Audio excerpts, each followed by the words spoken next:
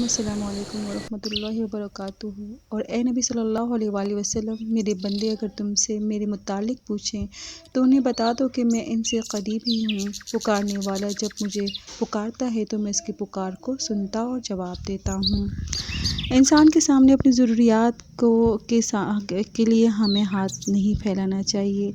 इस पैगाम में अल्लाह रब्बुल आलमीन हमें अपनी रहमत और अपनी होने का एहसास दिला रहा है, और हमें वाकई ही सिर्फ़ अल्लाह रब्बुल आलमीन से ही मांगना चाहिए, जिसके फ़ज़्ल व करम के दरवाज़े हर वक्त खुले रहते हैं। अगर बंदा अपने रब से मांगना छोड़ दे तो वो नाराज़ हो जाता है, लेकिन इंसान का मामला उसके बरअक्स है। जब कोई इसे मांगता है तो वो गज़बनाक हो जाता है, और अल्लाह रब्बुल आलमीन ये फ़रमाता है कि वो हर वक्त अपने बंदे के करीब हैं और वो हर वक्त उसकी पुकार को सुनता है। तो हमें अपनी तमाम हाजत, चाहे हम मुश्किल में हो, चाहे हम गम में हो, और चाहे हम आजमाइश में हो, हमें अपने रब से ही मांगना चाहिए। तो अल्लाह रब्बुल आलमीन से दुआ है कि वो हमें हमेशा अपनी दर का ही मोहताज रखे, आमीन। तो इस खूबसूरत दुआ के साथ अपनी वीडियो का आगाज़ करती हूँ। पौधों को खूबसूरत, हरा भरा और सेहतमंद रखने के लिए कुछ खादों की ज़रूरत होती है, और आज मेरे वीडियो का टॉपिक भी है मुख्तलिफ़ खादों को आपको मैं तारीफ़ करवाऊँगी, आपके साथ शेयर करूँगी कि पौधों में कौन कौन सी खादें यूज़ की जाती हैं।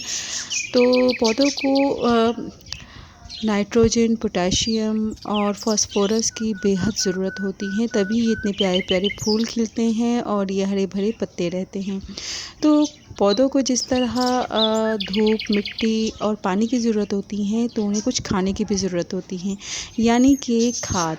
तो खादें बहुत सी किस्म की आती हैं, मुख्तलिफ़ किस्म की खादें आती हैं, जिन खादों में नाइट्रोजन, पोटेशियम और फ़ॉस्फ़ोरस की मिक़दार बहुत ज़्यादा होती है, और जो खादें मैं आपको आज मुतारिफ़ करने वाली हूँ उनमें सारी चीज़ें मौजूद होती हैं, जिसमें कुछ केमिकल्स खाद भी होती हैं जिनका मैं आपको तारुफ़ करवाऊँगी। लेकिन मैं अपने गार्डन में अपने फलों और जो सब्ज़ियों के प्लांट्स हैं उसमें हमेशा मैं ऑर्गेनिक यानी देसी खादों का इस्तेमाल करती हूँ। लेकिन मैं आज आपको कुछ खादों का तारुफ़ देने वाली हूँ जिसमें केमिकल्स खाद भी होंगे, और ज़्यादातर मैं आपको आज ऑर्गेनिक यानी देसी खादों के बारे में भी बताने वाली हूँ, जो कि अक्सर गार्डनर अपने गार्डन में यूज़ करते हैं अपने प्लांट्स की बेहतरीन ग्रोथ के लिए और सेहतमंद ग्रोथ के लिए वो अपने गार्डन में यूज़ करते हैं। तो सबसे पहले मैं आपको दो किस्म के केमिकल खाद को मुतारिफ़ करवाऊँगी। ये है यूरिया और एनपीके।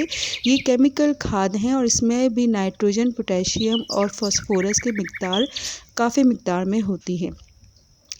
तो ये बहुत कम मैं यूज़ करती हूँ, जबकि मैं ज़्यादातर ये देखें आप, ये अंडे के छिलके आपके सामने हैं और इसी का पाउडर बना हुआ रखा है, और ये अंडे के छिलके जब हम यूज़ करते देते हैं तो फिर उसको धोकर फिर उसका पाउडर बनाकर इसको हम पौधों में देते हैं, तो वही चीज़ें मिल जाती हैं, यानी ये नाइट्रोजन, पोटेशियम और फ़ॉस्फ़ोरस। और ये देखिए, ये है सरसों की खली। सरसों की खली जब सरसों का तेल बनाया जाता है तो उसके बाद ये इसमें से सरसों की खली निकलती हैं और इसको फिर यूज़ किया जाता है, तो ये भी ऑर्गेनिक है।